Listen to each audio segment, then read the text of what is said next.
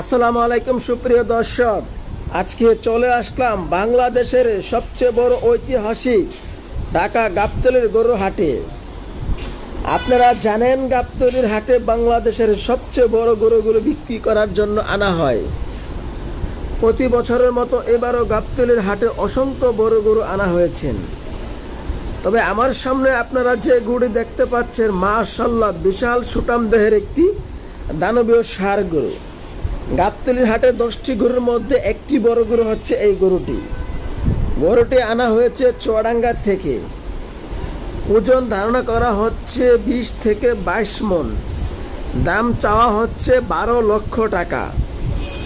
গরুর মালিক পক্ষের সাথে কথা বলে জানতে পারলাম এখন পর্যন্ত 6 লক্ষ টাকা দাম উঠেছে।